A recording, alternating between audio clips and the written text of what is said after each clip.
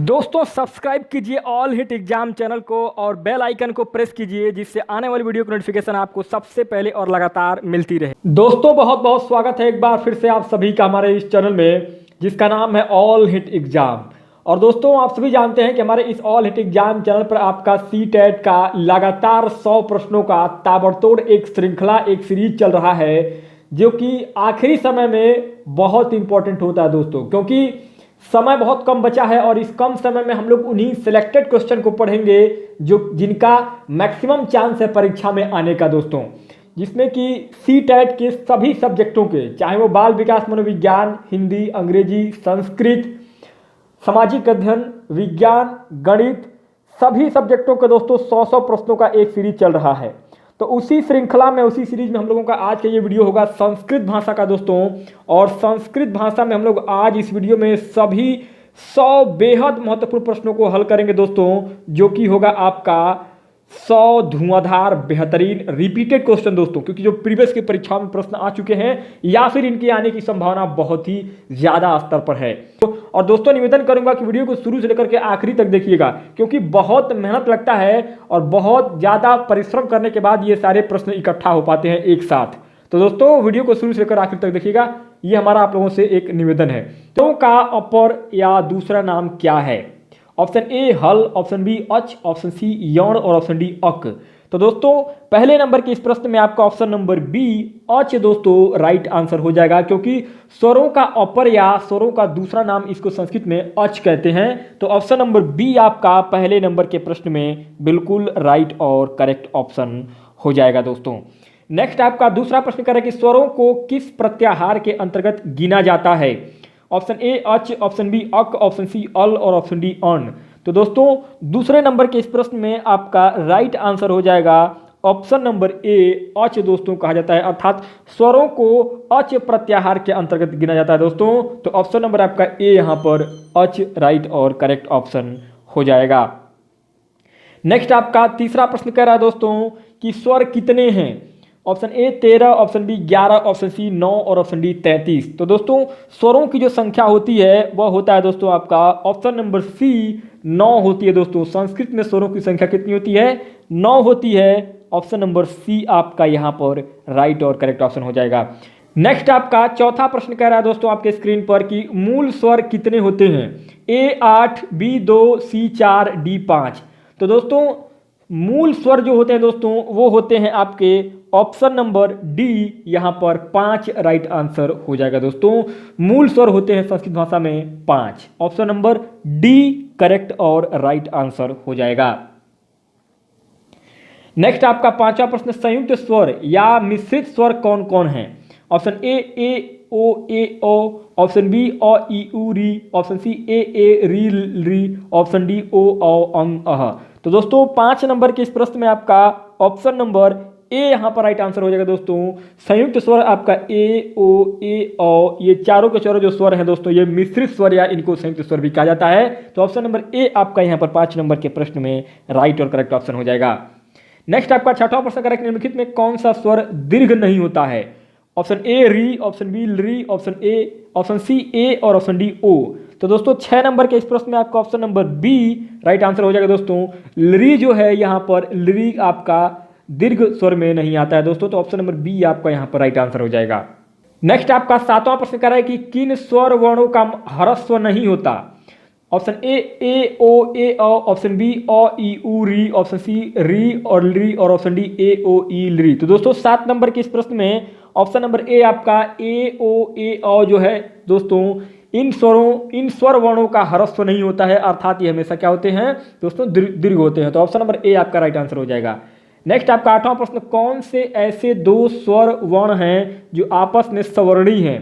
Option A अ ई, option B उ री, ऑप्शन सी री ली और ऑप्शन डी ए ओ। तो दोस्तों 8 नंबर के इस प्रश्न में आपका ऑप्शन नंबर सी जो है बिल्कुल राइट आंसर हो जाएगा, अर्थात दोस्तों री और ली जो है ये 2 ऐसे स्वर वर्ण हैं जो आपस में सवर्णी होते हैं। तो ऑप्शन नंबर सी करेक्ट हो जाएगा। नेक्स्ट आपका 9वां प्रश्न कह रहा है कि अ आ का उच्चारण स्थान क्या है? ऑप्शन ए मूर्धा, ऑप्शन बी तालु, ऑप्शन सी जिह्वा और ऑप्शन डी कंठ। तो दोस्तों 9 नंबर के इस प्रश्न में आपका option number D right answer हो जाएगा, अर्थात दोस्तों अ और आ जो है ये आपका कंठ से इसका उच्चारण किया जाता है, तो ऑप्शन नंबर डी करेक्ट हो जाएगा। नेक्स्ट आपका 10वां, और ई का उच्चारण स्थान क्या है? ऑप्शन ए कंठ, ऑप्शन बी तालु, ऑप्शन सी मूर्धा और ऑप्शन डी दंत। तो दोस्तों 10 नंबर के इस प्रश्न में आपका ऑप्शन नंबर बी जो है बिल्कुल करेक्ट हो जाएगा। अर्थात दोस्तों ई और ई का उच्चारण स्थान आपका तालु होता है, ऑप्शन नंबर बी आपका करेक्ट हो जाएगा। नेक्स्ट आपका 11वां प्रश्न कर रहा है कि ऊ का उच्चारण स्थान माना जाता है। ऑप्शन ए नासिका, ऑप्शन बी दंत, ऑप्शन सी ओष्ठ और ऑप्शन डी तालु।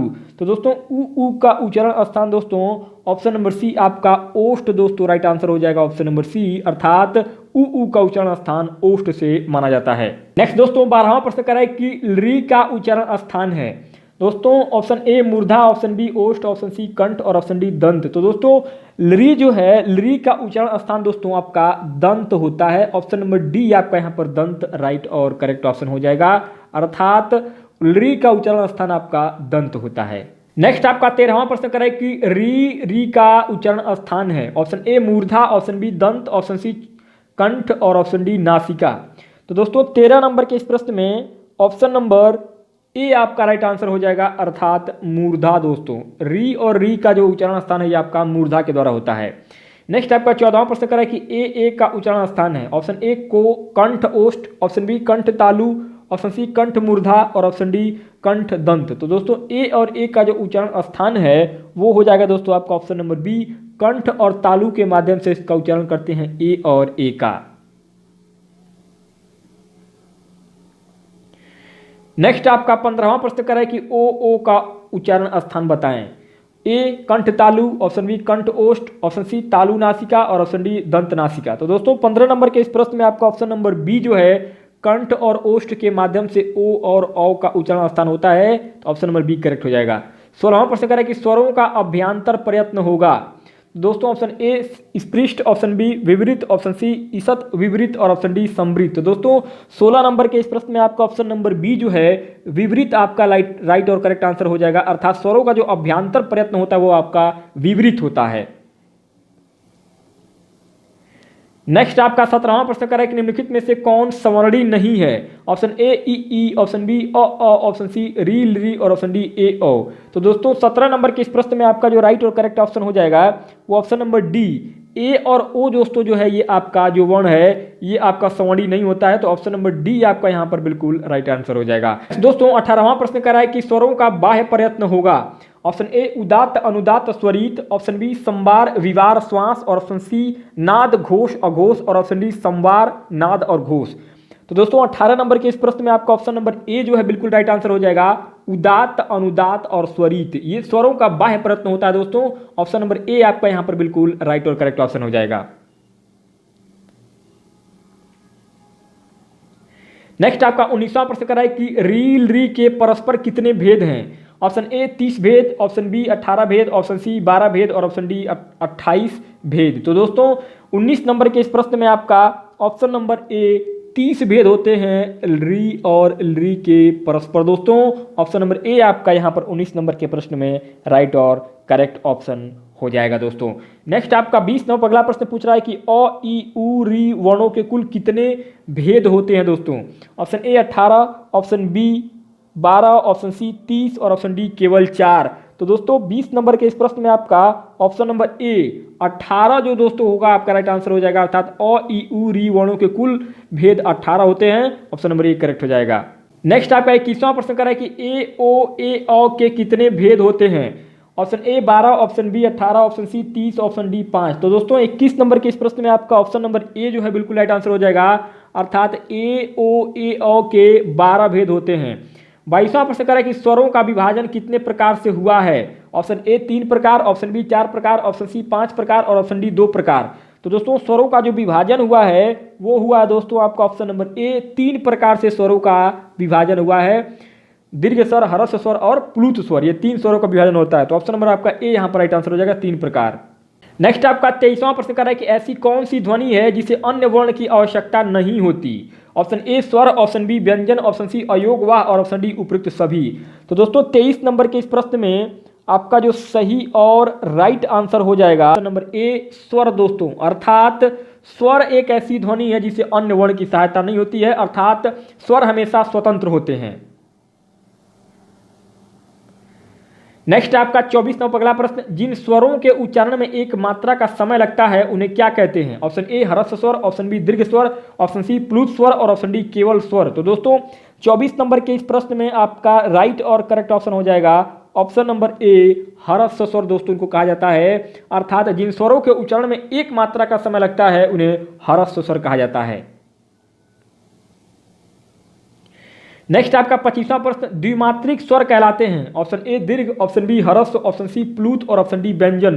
तो दोस्तों द्विमात्रिक स्वर जो होते हैं ये कहलाते हैं आपका ऑप्शन नंबर ए दीर्घ स्वर दोस्तों कहलाते हैं, ए राइट आंसर हो जाएगा। नेक्स्ट आपका 26वां, त्रिमात्रिक स्वरों को क्या कहा जाता है? ऑप्शन ए ह्रस्व, ऑप्शन बी प्लुत, ऑप्शन सी दीर्घ और ऑप्शन डी स्वर। तो दोस्तों जिनमें 3 मात्रा होता है स्वरों में, त्रिमात्रिक स्वरों को दोस्तों कहा जाता है ऑप्शन नंबर बी, इनको प्लुत स्वर कहते हैं दोस्तों। ऑप्शन नंबर आपका बी यहां पर राइट आंसर हो जाएगा, प्लुत स्वर कहा जाता है 3 मात्रा वाले स्वरों को। नेक्स्ट 27वां प्रश्न, किन स्वरों का प्रयोग प्रायः वेदों में होता है? तो दोस्तों वेदों में जिनका प्रयोग होता है, ऑप्शन ए है अ का, ऑप्शन बी प्लुत स्वरों का, ऑप्शन सी दीर्घ स्वरों का और ऑप्शन डी ह्रस्व स्वरों का। तो 27 नंबर के इस प्रश्न में ऑप्शन नंबर बी दोस्तों प्लुत स्वरों का इस्तेमाल होता है वेदों में प्रायः, ऑप्शन नंबर आपका बी यहां पर प्लुत स्वर राइट आंसर हो जाएगा। 28वां प्रश्न, किन स्वरों की गुण संज्ञा होती है? ऑप्शन ए अ ए ओ, ऑप्शन बी आ ए ओ, ऑप्शन सी अ ई उ और ऑप्शन डी ए ओ ए औ। तो दोस्तों 28 नंबर के इस प्रश्न में आपका ऑप्शन नंबर ए जो है बिल्कुल राइट और करेक्ट ऑप्शन हो जाएगा, अर्थात अ ए ओ जो है इन स्वरों की गुण संज्ञा होती है दोस्तों। तो ऑप्शन नंबर आपका ए यहां पर राइट आंसर हो जाएगा। नेक्स्ट आपका 29वां प्रश्न, किन स्वरों की वृद्धि संज्ञा होती है? ऑप्शन ए आ ए ओ, ऑप्शन बी अ ई उ, ऑप्शन सी ए ओ ए औ, ऑप्शन डी ह य व र। तो दोस्तों 29 नंबर के इस प्रश्न में जो आपका राइट और करेक्ट ऑप्शन हो जाएगा ऑप्शन नंबर ए हो जाएगा दोस्तों, अर्थात आ ए औ जो है दोस्तों ये इन स्वरों की वृद्धि संज्ञा होती है। ऑप्शन नंबर आपका ए राइट आंसर हो जाएगा। नेक्स्ट आपका 30वां प्रश्न, माहेश्वर सूत्रों में स्वर वर्णों की गणना कितने सूत्रों में की गई है? दोस्तों option A 3, option B 4, option C 2 और ऑप्शन डी 5। तो दोस्तों 30 नंबर के इस प्रश्न में जो आपका राइट और करेक्ट ऑप्शन हो जाएगा वो हो जाएगा दोस्तों आपका ऑप्शन नंबर बी, अर्थात माहेश्वर सूत्रों में स्वर वर्णों की गणना 4 सूत्रों में की गई है। ऑप्शन नंबर बी करेक्ट हो जाएगा। अब दोस्तों 31वां प्रश्न जो है, अब यहाँ से यूपी टेट की परीक्षा में ये प्रश्न पूछे गए प्रश्न तो बहुत इंपॉर्टेंट होंगे दोस्तों। 31वां प्रश्न कह रहा है कि स्पर्श व्यंजनों के वर्ग हैं। Option A 2, option B 5, option C 4 और ऑप्शन डी 3। तो दोस्तों स्पर्श व्यंजनों के जो वर्ग होते हैं वो होते हैं दोस्तों ऑप्शन नंबर बी आपका 5 यहाँ पर राइट आंसर हो जाएगा, अर्थात स्पर्श व्यंजनों के वर्ग 5 होते हैं। और ये प्रश्न आपका फरवरी 2016 में यूपी टेट में पूछा गया है। नेक्स्ट आपका 32वां प्रश्न, ग व्यंजन है। ऑप्शन ए अंतस्थ व्यंजन, ऑप्शन बी ऊष्म व्यंजन, ऑप्शन सी स्पर्श व्यंजन और ऑप्शन डी संयुक्त व्यंजन। तो दोस्तों 32 नंबर के इस प्रश्न में ऑप्शन नंबर सी आपका स्पर्श व्यंजन यहाँ पर राइट और करेक्ट ऑप्शन हो जाएगा, अर्थात ग जो व्यंजन है ये दोस्तों आपका स्पर्श व्यंजन में आता है। नेक्स्ट आपका 33वां प्रश्न यहाँ से कह रहा है कि अंतस्थ वर्ण है। ऑप्शन ए श श श ह, ऑप्शन बी य र ल व, ऑप्शन सी छत्री त्रिशूल ज्ञ, ऑप्शन डी ग ख ग घ। तो दोस्तों अंतस्थ जो वर्ण है ये हो जाएगा दोस्तों आपका 33 नंबर के इस प्रश्न में ऑप्शन नंबर बी दोस्तों, अंतस्थ व्यंजन आपका य र ल व ये आपके अंतस्थ व्यंजन में आते हैं। फरवरी 2016 में भी प्रश्न पूछा गया है यूपी टेट में। नेक्स्ट आपका 34वां प्रश्न, ऊष्म व्यंजन है। ऑप्शन ए य व र ल, ऑप्शन सी च छ ज ज इ, ऑप्शन सी प फ ब भ और ऑप्शन डी श श श ह। तो दोस्तों ऑप्शन नंबर डी आपका यहाँ पर तीनों श और ह ये ऊष्म व्यंजन होते हैं दोस्तों। ऑप्शन नंबर आपका डी यहाँ पर राइट आंसर हो जाएगा। नेक्स्ट 35वां प्रश्न करा कि कौन से स्वर ह्रस्व नहीं होते। ऑप्शन ए ई यू ई उ री, ऑप्शन बी री ली, ऑप्शन सी ए ओ ए अ, ऑप्शन डी अंग अह। तो दोस्तों 35 नंबर के इस प्रश्न में आपका ऑप्शन नंबर सी जो है ए ओ ए अ जो है दोस्तों राइट आंसर हो जाएगा, अर्थात ह्रस्व स्वर जो है ये आपका ए ओ ए अ ये आपका ह्रस्व स्वर नहीं होते हैं। ऑप्शन नंबर सी करेक्ट हो जाएगा। 36वां प्रश्न, निम्न में से कौन सा स्वर नहीं है। ऑप्शन ए अ, ऑप्शन बी ई, ऑप्शन सी री और ऑप्शन डी ल। तो दोस्तों 36 नंबर के इस प्रश्न में आपका ऑप्शन नंबर डी लॉ जो है दोस्तों ये आपका स्वर नहीं है क्योंकि ये व्यंजन में आता है, बाकी अ ई और री आपका ये स्वर में आता है। नेक्स्ट 37वां प्रश्न, छत्री मिलकर बना है। ऑप्शन ए क और ख से, ऑप्शन बी क और छ से, ऑप्शन सी च और छ से और ऑप्शन डी च और श से। तो दोस्तों छतरी जो है ये आपका ऑप्शन नंबर ए यहाँ पर क और ख से मिलकर बना है दोस्तों, क और श से। तो ऑप्शन नंबर आपका यहाँ पर ए राइट आंसर हो जाएगा दोस्तों। ये खटकोर वाला ख भी होता है, मतलब इसको खटकोर वाला स बोलते हैं। तो ऑप्शन नंबर आपका यहाँ पर ए राइट आंसर हो जाएगा। क और खटकोर वाला ख मिलकर के छतरी बनता है दोस्तों। तो ऑप्शन नंबर आपका यहाँ पर ए राइट आंसर हो जाएगा। नेक्स्ट आपका 38वां प्रश्न अंतस्थ वर्ण है दोस्तों। ऑप्शन ए ऊष्म श श ह, ऑप्शन बी और ई अ ई उ, ऑप्शन सी यौण य व र ल और ऑप्शन डी विसर्ग तथा अनुनासिक। तो दोस्तों अंतस्थ जो वर्ण होते हैं वे दोस्तों आपके वर्ण होते हैं। ऑप्शन नंबर सी आपका यहाँ पर यौण य व र ल आपका राइट और करेक्ट आंसर हो जाएगा। अर्थात 38 नंबर के प्रश्न दोस्तों आपका यौण य व र ल ये अंतस्थ व्यंजन में आते हैं। नेक्स्ट 39वां प्रश्न निम्न में से कौन संयुक्त व्यंजन है? ऑप्शन ए ख, ऑप्शन बी ज्ञ, ऑप्शन सी झ और ऑप्शन डी भ। तो दोस्तों 39 नंबर के इस प्रश्न में आपका राइट और करेक्ट ऑप्शन हो जाएगा ऑप्शन नंबर बी। दोस्तों ज्ञ जो है ये आपका संयुक्त व्यंजन में आता है, क्योंकि ये दो वर्णों से मिलकर के बना है ज्ञ। नेक्स्ट आपका 40वां प्रश्न कौन स्वर ह्रस्व नहीं होता? ऑप्शन ए री, ऑप्शन बी री, ऑप्शन सी ऊ और ऑप्शन डी ओ। तो दोस्तों 40 नंबर के इस प्रश्न में आपका ऑप्शन नंबर डी जो है ओ दोस्तों जो है ये आपका ह्रस्व स्वर में नहीं आता, ये बल्कि दीर्घ स्वर में आता है। तो ऑप्शन नंबर आपका डी यहाँ पर राइट आंसर हो जाएगा। नेक्स्ट आपका 41वां प्रश्न संस्कृत में अयोगवाह वर्णों की संख्या है दोस्तों। Option A 6, option B 5, option C 3 और ऑप्शन डी 4। तो दोस्तों अयोगवाह वर्णों की संख्या राइट और करेक्ट ऑप्शन हो जाएगा 41 नंबर के प्रश्न में ऑप्शन नंबर डी अयोगवाह वर्णों की संख्या टोटल 4 है। नेक्स्ट आपका 42वां प्रश्न करें कि संस्कृत व्याकरण के अनुसार स्वरों अच की संख्या है। Option A 14, option B 9, option C 12 और ऑप्शन डी 32। तो दोस्तों संस्कृत व्याकरण के अनुसार स्वरों यानी कि अच की जो संख्या होती है वह होता है दोस्तों आपका ऑप्शन नंबर बी 9, यानी कि संस्कृत में स्वरों की कुल संख्या 9 है। 43वां प्रश्न 43 ऊष्म वर्ण नहीं है दोस्तों। ऊष्म जो वर्ण नहीं है वो दोस्तों आपका ऑप्शन नंबर बी यहाँ पर राइट आंसर हो जाएगा। अर्थात य जो है ये आपका ऊष्म वर्ण नहीं होता है, बल्कि ये अंतस्थ व्यंजन में आता है। तो ऑप्शन नंबर आपका बी यहाँ पर राइट और करेक्ट ऑप्शन हो जाएगा। नेक्स्ट आपका 44वां प्रश्न स्पर्श व्यंजन नहीं है दोस्तों। ऑप्शन ए क, ऑप्शन बी प, ऑप्शन सी य और ऑप्शन डी ट। तो दोस्तों स्पर्श व्यंजन जो नहीं है वो दोस्तों हो जाएगा आपका ऑप्शन नंबर सी। दोस्तों य जो है दोस्तों ये आपका स्पर्श व्यंजन में नहीं आता है। नेक्स्ट दोस्तों 45वां प्रश्न कर रहा है कि क वर्ग के वर्ण कहे जाते हैं। ऑप्शन ए ऊष्म व्यंजन, ऑप्शन सी, ऑप्शन बी स्पर्श व्यंजन, ऑप्शन सी अंतस्थ व्यंजन और ऑप्शन डी सरस व्यंजन। तो दोस्तों 45 नंबर के इस प्रश्न में आपका ऑप्शन नंबर बी जो है स्पर्श व्यंजन यहाँ पर राइट आंसर हो जाएगा दोस्तों। अर्थात क वर्ग के जो वर्ण होते हैं वो स्पर्श व्यंजन कहलाते हैं। तो ऑप्शन नंबर बी आपका यहाँ पर राइट आंसर हो जाएगा। दोस्तों अब यहाँ से हम लोग दूसरा जो पार्ट है यानी कि ये भी 45 प्रश्नों का होगा। पहले पार्ट में हमने 45 प्रश्न पढ़े हैं, तो ये दूसरे पार्ट में भी फिर से 45 प्रश्न होगा दोस्तों। तो टोटल 100 प्रश्न होगा, 45, 45, 90 और 10 प्रश्न और होंगे। तो टोटल 100 प्रश्नों का वीडियो में दोस्तों। तो फिर यहाँ से दोस्तों आपका पहला प्रश्न स्टार्ट हो रहा है।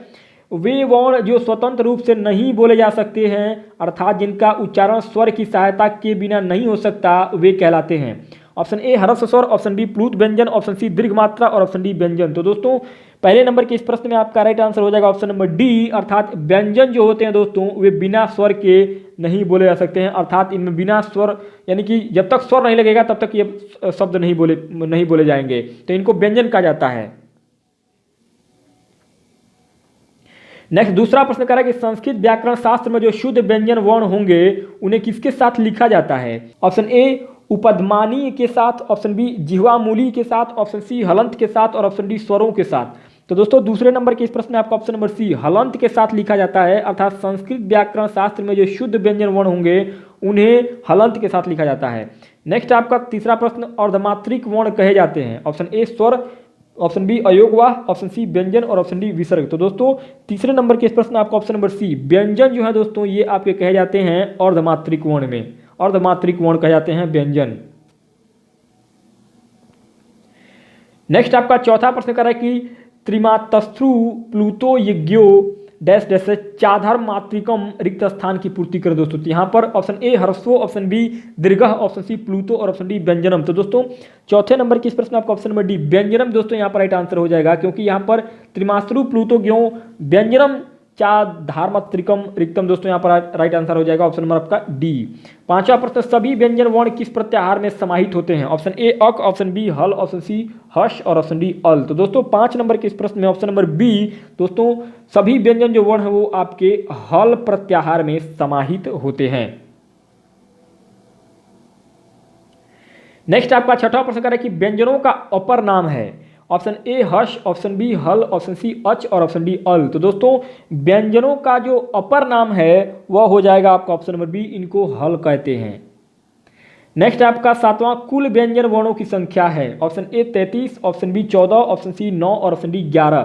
तो दोस्तों कुल व्यंजन वर्णों की जो संख्या होती है वो होता है आपका 33 दोस्तों, राइट आंसर हो जाएगा ऑप्शन नंबर ए। नेक्स्ट आपका आठवां प्रश्न, कितने माहेश्वर सूत्रों में व्यंजन वर्ण गिने गए हैं? Option A 14, option B 4, option C 10 और ऑप्शन डी 5। तो दोस्तों टोटल 10 माहेश्वर सूत्रों में व्यंजन वर्ण गिने गए हैं दोस्तों। तो ऑप्शन नंबर सी आपका यहाँ पर 8 नंबर के प्रश्न में राइट और करेक्ट ऑप्शन हो जाएगा। नेक्स्ट आपका 9वां प्रश्न कर रहा है कि ह य वरट से हल तक के सूत्रों में गिने गए हैं। ऑप्शन ए व्यंजन, ऑप्शन बी स्वर, ऑप्शन सी अयोगवा, ऑप्शन डी सभी वर्ण। तो दोस्तों 9 नंबर के इस प्रश्न ऑप्शन नंबर ए दोस्तों आपका व्यंजन जो है यहाँ पर राइट आंसर हो जाएगा, अर्थात ह य वरट से हल तक के सूत्रों में जो गिने गए हैं वो आपके व्यंजन गिने गए हैं। 10वां प्रश्न, व्यंजन वर्णों का प्रमुख रूप से विभाजन कितने प्रकार से हुआ है? Option A 5, option B 2, option C 3 और ऑप्शन डी 6। तो दोस्तों 10 नंबर के प्रश्न में ऑप्शन नंबर सी आपका दोस्तों यहाँ पर राइट आंसर हो जाएगा, अर्थात व्यंजन वर्णों का प्रमुख रूप से विभाजन 3 प्रकार से हुआ है। 11वां प्रश्न कह रहा है कि व्यंजनों का भेद नहीं है। ऑप्शन ए स्पर्श व्यंजन, ऑप्शन बी अंतस्थ व्यंजन, ऑप्शन सी ऊष्म व्यंजन और ऑप्शन डी हरस्व व्यंजन। तो दोस्तों 11 नंबर के इस प्रश्न में आपका ऑप्शन नंबर डी हरस्व व्यंजन है जो है आपका राइट आंसर हो जाएगा, अर्थात व्यंजनों का भेद हरस्व व्यंजन नहीं होता है। नेक्स्ट आपका 12वां प्रश्न कर रहा है कि स्पर्श अंतस्थ ऊष्म के अतिरिक्त भी व्यंजन का भेद माना जाता है। ऑप्शन ए हरस्व व्यंजन, ऑप्शन बी दीर्घ व्यंजन, ऑप्शन सी संयुक्त व्यंजन और ऑप्शन डी उपयुक्त सभी। तो दोस्तों 12 नंबर के इस प्रश्न में आपका ऑप्शन नंबर सी दोस्तों संयुक्त व्यंजन भी होता है, एक भेद होता है संयुक्त व्यंजन भी, स्पर्श अंतस्थ ऊष्म के अलावा एक संयुक्त व्यंजन भी होता है। तो ऑप्शन नंबर सी आपका यहाँ पर राइट आंसर हो जाएगा। नेक्स्ट आपका 13वां प्रश्न कर रहा है कि जिन वर्णों के उच्चारण में मुख के विभिन्न भागों कंठ, तालु, मूर्धा आदि का प्रयोग होता है उन्हें डैश डैश डैश कहते हैं। ऑप्शन ए मिश्रित व्यंजन, ऑप्शन बी स्पर्श व्यंजन, ऑप्शन सी अंतस्थ व्यंजन और ऑप्शन डी ऊष्म व्यंजन। तो दोस्तों 13 नंबर के इस प्रश्न में आपका ऑप्शन नंबर बी जो है स्पर्श व्यंजन यहाँ पर राइट और करेक्ट ऑप्शन हो जाएगा, अर्थात जिन वर्णों के उच्चारण में मुख के विभिन्न भागों कंठ, तालु, मूर्धा आदि का प्रयोग होता है उन्हें स्पर्श व्यंजन कहते हैं। नेक्स्ट आपका 14वां प्रश्न कर रहा है कि स्पर्श व्यंजनों की संख्या कितनी मानी जाती है? Option A 20, option B 22, option C 25 और ऑप्शन डी 30। तो दोस्तों स्पर्श व्यंजनों की कुल संख्या मानी गई है, ऑप्शन नंबर सी दोस्तों आपका 25 माना गया है टोटल स्पर्श व्यंजनों की संख्या। तो सी आपका राइट आंसर हो जाएगा। नेक्स्ट आपका 15वां प्रश्न कर रहा है कि कादयो मावसानाह रिक्त स्थान की पूर्ति करें। ऑप्शन ए व्यंजनाह, ऑप्शन बी स्वराह, ऑप्शन सी हलह और ऑप्शन डी स्पर्शाह। तो दोस्तों 15 नंबर के इस प्रश्न में आपका ऑप्शन नंबर डी दोस्तों स्पर्शाह राइट आंसर हो जाएगा, अर्थात कादयो मावसनाह स्पर्शाह दोस्तों राइट आंसर हो जाएगा ऑप्शन नंबर डी। नेक्स्ट आपका 16वां प्रश्न कर क से लेकर म तक के वर्ण कहे जाते हैं। ऑप्शन ए स्वर वर्ण, ऑप्शन बी अंतस्थ वर्ण, ऑप्शन सी स्पर्श वर्ण और ऑप्शन डी ऊष्म वर्ण। तो दोस्तों क से लेकर म तक के जो वर्ण होते हैं वे कहे जाते हैं आपका स्पर्श वर्ण दोस्तों, ऑप्शन नंबर सी आपका यहाँ पर स्पर्श वर्ण राइट और करेक्ट ऑप्शन हो जाएगा। नेक्स्ट आपका 17वां प्रश्न कर रहा है कि जो वर्ण कंठ, तालु, मूर्धा, दंत आदि स्थानों को स्पर्श करने के बाद उच्चारित होते हैं इसलिए उन्हें डैश डैश डैश कहते हैं। ऑप्शन ए स्पर्श वर्ण, ऑप्शन बी अंतस्थ, ऑप्शन सी ऊष्म और ऑप्शन डी अयोगवाह। तो दोस्तों 17 नंबर के इस प्रश्न में आपका ऑप्शन नंबर ए दोस्तों इसको स्पर्श वर्ण कहा जाता है, अर्थात जो वर्ण कंठ, तालु, मूर्धा, दंत आदि स्थानों को स्पर्श करने के बाद उच्चारित होते हैं इसलिए उन्हें स्पर्श वर्ण कहते हैं। नेक्स्ट आपका 18वां प्रश्न कर रहा है कि अंतस्थ वर्ण किस प्रत्याहार के अंतर्गत आते हैं? ऑप्शन ए शल, ऑप्शन बी यण, ऑप्शन सी अच और ऑप्शन डी हल। तो दोस्तों 18 नंबर के प्रश्न में आपका ऑप्शन नंबर बी दोस्तों यण यानी कि अंतस्थ जो वर्ण होते हैं वो यण प्रत्याहार के अंतर्गत आते हैं। नेक्स्ट 19वां प्रश्न कर रहा है कि डैश डैश अंतस्थाह रिक्त स्थान की पूर्ति करें। ऑप्शन ए यणः, ऑप्शन बी शलः, ऑप्शन सी ह्रस्वाः, ऑप्शन डी दीर्घा। तो दोस्तों ऑप्शन नंबर ए आपका यहाँ पर यणः जो दोस्तों यण जो होते हैं दोस्तों ये आपके अंतस्थ में आते हैं। ऑप्शन नंबर ए आपका यहाँ पर राइट आंसर हो जाएगा 19 नंबर के प्रश्न में दोस्तों। नेक्स्ट आपका 20वां प्रश्न कह रहा है कि अंतस्थ व्यंजन कितने होते हैं। Option A 2, option B 3, option C 4 और ऑप्शन डी 5। तो दोस्तों ऑप्शन नंबर आपका सी यहाँ पर 4 दोस्तों राइट आंसर हो जाएगा। अर्थात अंतस्थ व्यंजन य, र, ल, व ये चार व्यंजन होते हैं, अंतस्थ कहलाते हैं, य, व, र, ल। तो ऑप्शन नंबर सी आपका करेक्ट हो जाएगा। नेक्स्ट 21वां प्रश्न कह रहा है कि अंतस्थ व्यंजन वर्ण कौन कौन से हैं। तो दोस्तों अंतस्थ व्यंजन आपका ऑप्शन नंबर बी य, व, र, ल ये 4 व्यंजन ऐसे हैं जिनको अंतस्थ व्यंजन कहा जाता है। तो ऑप्शन नंबर आपका बी यहाँ पर राइट आंसर हो जाएगा।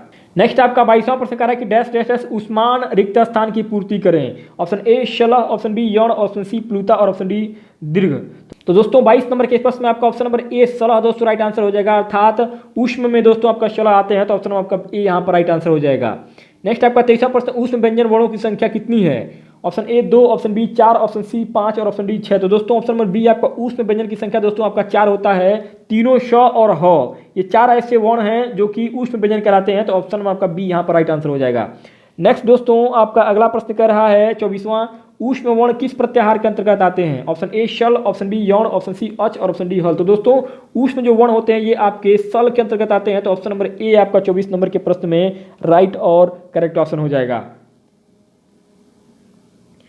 नेक्स्ट आपका 25वां प्रश्न कह रहा है कि तीनों श और ह इन व्यंजन वर्णों की परिगणना होती है। तो दोस्तों तीनों श और ह इनकी परिगणना होती है ऊष्म व्यंजन के रूप में। तो ऑप्शन नंबर आपका यहाँ पर ए राइट आंसर हो जाएगा, ऊष्म व्यंजन।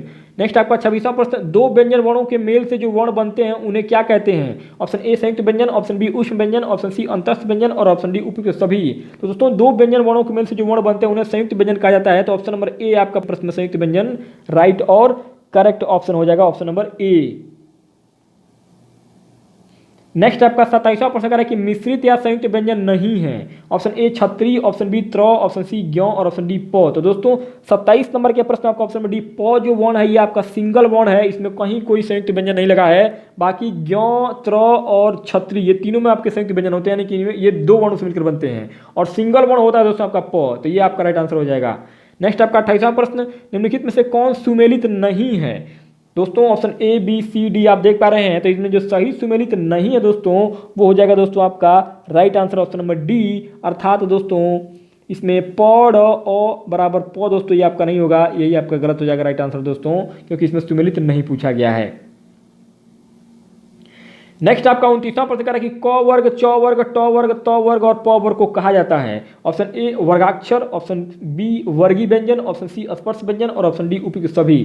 तो दोस्तों 29 नंबर के इस प्रश्न में आपका राइट और करेक्ट ऑप्शन हो जाएगा ऑप्शन नंबर डी। दोस्तों इनको उपयुक्त सभी कहा जाता है, अर्थात वर्गाक्षर भी कहते हैं, वर्गीय व्यंजन भी कहते हैं और स्पर्श व्यंजन भी कहते हैं। तो ये दोस्तों आपका उपयुक्त सभी आपका राइट आंसर हो जाएगा 29 नंबर के प्रश्न ऑप्शन नंबर डी। नेक्स्ट आपका 30वां प्रश्न कह रहा है कि चू अर्थात च वर्ग में कौन कौन से व्यंजन वर्ण आते हैं दोस्तों। तो च, छ, ज, ज, इया दोस्तों राइट आंसर हो जाएगा ऑप्शन नंबर ए। बहुत ही सिंपल और साधारण क्वेश्चन है दोस्तों। 30 नंबर के प्रश्न ऑप्शन नंबर ए करेक्ट हो जाएगा। नेक्स्ट आपका 31वां प्रश्न कर रहा है कि वर्गीय व्यंजन नहीं है। ऑप्शन ए क वर्ग, ऑप्शन बी च वर्ग, ऑप्शन सी ट वर्ग और ऑप्शन डी य वर्ग। तो दोस्तों वर्गीय व्यंजन जो नहीं है दोस्तों वो राइट आंसर हो जाएगा दोस्तों आपका 31 नंबर के प्रश्न ऑप्शन नंबर डी। ये दोस्तों आपका वर्गीय व्यंजन में नहीं आते हैं बल्कि ये अंतस्थ व्यंजन में आते हैं दोस्तों। ऑप्शन नंबर आपका डी यहाँ पर राइट आंसर हो जाएगा। नेक्स्ट आपका 32वां प्रश्न कर रहा है कि अयोगवाह कितने हैं। Option A 4, option B 5, option C 6 और ऑप्शन डी 8। तो दोस्तों अयोगवाह की जो संख्या है वो हो जाएगा दोस्तों राइट और करेक्ट ऑप्शन ऑप्शन नंबर आपका ए। अयोगवाह टोटल 4 वर्ण होते हैं अयोगवाह। नेक्स्ट आपका 33वां अगला प्रश्न पूछ रहा है कि कौन सुमेलित नहीं है। ए अनुस्वार्ग, विसर्ग, जिह्वामूली, उपधमानी, अयोगवाह। ऑप्शन बी छत्री, त्र, ज्ञ, मिश्रित संयुक्त व्यंजन। ऑप्शन सी कु, चू, टू, तू, पू, उदितः। ऑप्शन डी य, व, र, ल अंतस्थ वर्ण। ऑप्शन ई आपका श, श, श ऊष्म वर्ण। ऑप्शन एफ क से म तक स्वर वर्ण। तो दोस्तों इनमें जो सुमेलित नहीं है ध्यान दीजिएगा 33 नंबर के प्रश्न ऑप्शन में आपका एफ दोस्तों, यानी कि क से म तक दोस्तों ये स्वर वर्ण में नहीं आते हैं दोस्तों। यही आपका गलत मिलान हुआ है, यही आपका राइट आंसर है क्योंकि इसमें नहीं पूछा गया है। तो ऑप्शन में आपका एफ दोस्तों आपका यहाँ पर राइट आंसर हो जाएगा 33 नंबर के प्रश्न में। नेक्स्ट आपका 34वां प्रश्न कर रहा है कि अनुस्वार, विसर्ग आदि वर्णमाला अर्थात माहेश्वर सूत्रों में 9 पढ़े जाने के कारण कहलाते हैं। ऑप्शन ए अयोगवाह, ऑप्शन बी उपधमानी, ऑप्शन सी जिह्वामूली और ऑप्शन डी इनमें से कोई नहीं। तो दोस्तों 34 नंबर के इस प्रश्न में आपका राइट और करेक्ट ऑप्शन हो जाएगा ऑप्शन नंबर ए। दोस्तों इनको अयोगवाह कहा जाता है। क्या? अयोगवाह। नेक्स्ट आपका 35वां पहला प्रश्न, अंग और अह इत्यचः परौ किम उच्यते। ऑप्शन ए अनुस्वार विसर्गो, ऑप्शन बी नासिका अनुस्वारो, ऑप्शन सी जिह्वा मूलियो और ऑप्शन डी उपध्मानियों। तो दोस्तों अंग और अह जो है दोस्तों ये किस में आते हैं, तो दोस्तों ये आते हैं आपका 35 नंबर के इस प्रश्न में, जो आपका सही और राइट आंसर हो जाएगा ऑप्शन नंबर ए दोस्तों। ये आपके अंग और अह आपके अनुस्वार विसर्ग में आते हैं दोस्तों। ऑप्शन नंबर ए आपका राइट आंसर हो जाएगा, अनुस्वार विसर्ग। नेक्स्ट आपका 36वां पहला प्रश्न पूछा, निम्नलिखित में से अनुस्वार और विसर्ग युक्त वर्ण है। तो दोस्तों अंग और अह जो है ये आपका अनुस्वार और विसर्ग युक्त वर्ण है। ऑप्शन नंबर आपका सी यहाँ पर 36 नंबर के प्रश्न में राइट और करेक्ट ऑप्शन हो जाएगा। नेक्स्ट आपका 37वां प्रश्न कर रहा है कि जिह्वा मूली वर्ण कितने हैं। Option A 1, option B 2, option C 3 और ऑप्शन डी 4। तो दोस्तों 37 नंबर के इस प्रश्न में जो आपका राइट और करेक्ट ऑप्शन हो जाएगा ऑप्शन नंबर ए दोस्तों, जिह्वा मूली वर्ण आपका केवल एक होता है। राइट और करेक्ट ऑप्शन हो जाएगा ऑप्शन नंबर ए। नेक्स्ट आपका 38वां प्रश्न, उपध्मानी वर्ण कितने हैं। Option A 1, option B 2, option C 5 और ऑप्शन डी 6। तो दोस्तों 38 नंबर के इस प्रश्न में जो आपका राइट और करेक्ट ऑप्शन हो जाएगा ऑप्शन नंबर ए दोस्तों, अर्थात उपध्मानी वर्ण दोस्तों आपके केवल एक होते हैं। 39वां प्रश्न कह रहा है कि डैश डैश डैश इति कक्षाभ्याम प्रागर्ध विसर्ग सदृशो जिह्वामूली रिक्त स्थान की पूर्ति करें। तो दोस्तों इसमें ए बी सी और डी चारों विकल्प आप देख पा रहे हैं दोस्तों। तो इसमें आपका 39 नंबर के प्रश्न में जो आपका राइट और करेक्ट ऑप्शन हो जाएगा ऑप्शन नंबर ए दोस्तों, अर्थात क और ख दोस्तों। क और ख दोस्तों जो है ये आपका राइट आंसर हो जाएगा, यहाँ पर भरा जाएगा क और ख। नेक्स्ट आपका 40वां प्रश्न कह रहा है कि क ख इति कक्षाभ्याम प्रागर्ध विसर्ग सदृशो डैश डैश डैश रिक्त स्थान की पूर्ति कीजिए दोस्तों। तो ऑप्शन ए उपध्मानी, ऑप्शन बी जिह्वामूली, ऑप्शन सी अनुस्वार और ऑप्शन डी विसर्ग।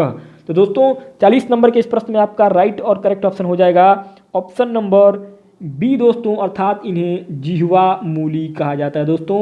ऑप्शन नंबर आपका बी 40 नंबर के प्रश्न में करेक्ट और राइट आंसर हो जाएगा।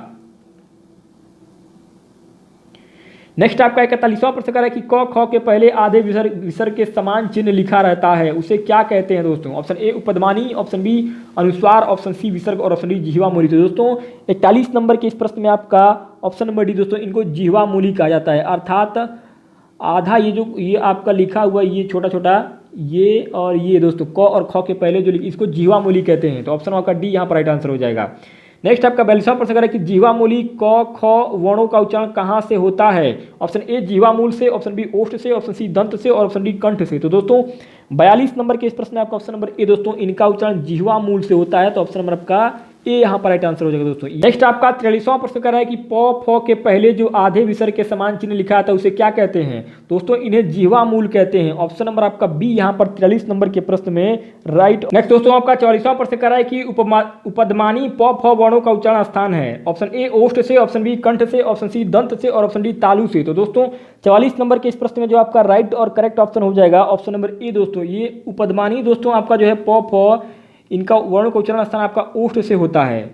नेक्स्ट दोस्तों आपका 45वां प्रश्न कर रहा है कि किस प्रत्याहार में स्वर और व्यंजन दोनों गिने गए हैं। ऑप्शन ए अल, ऑप्शन बी हल, ऑप्शन सी अच और ऑप्शन डी अण। तो दोस्तों 45 नंबर के इस प्रश्न में आपका राइट और करेक्ट ऑप्शन हो जाएगा ऑप्शन नंबर ए दोस्तों, अल जो प्रत्याहार है इसमें स्वर और व्यंजन दोनों गिने गए हैं। तो ऑप्शन नंबर ए आपका अल यहाँ पर राइट और करेक्ट ऑप्शन हो जाएगा। अब दोस्तों चूंकि 45 90 प्रश्न हम लोग अब तक हल कर चुके हैं, अब 10 और प्रश्नों को हम लोग हल कर लेंगे तो टोटल 100 प्रश्न इस वीडियो में हो जाएगा दोस्तों। तो अब दोस्तों 90 प्रश्न हो गए हैं, 45 के 2 पार्ट और तीसरा पार्ट आपका 10 प्रश्नों का होगा, तो टोटल 100 प्रश्न इस वीडियो में हो जाएंगे दोस्तों। पहला प्रश्न आपका यहाँ पर कह रहा है, और अगर टोटल गिना जाए इस वीडियो में तो 91 नंबर प्रश्न पूछ रहा है कि महर्षि पाणिनि ने संस्कृत का व्याकरण बनाने की इच्छा से किस देवता की घोर तपस्या की। Option A Saraswati, option B Shiv, option C Lakshmi और ऑप्शन डी ब्रह्मा। तो दोस्तों पहले नंबर के इस प्रश्न में आपका जो राइट और करेक्ट ऑप्शन हो जाएगा दोस्तों, ध्यान दीजिएगा, वह हो जाएगा मेरे मित्रों ऑप्शन नंबर बी, अर्थात महर्षि पाणिनि ने संस्कृत का व्याकरण बनाने की इच्छा से शिव देवता की घोर तपस्या की थी दोस्तों। ऑप्शन नंबर आपका यहाँ पर बी बिल्कुल करेक्ट और राइट ऑप्शन हो जाएगा, शिव भगवान।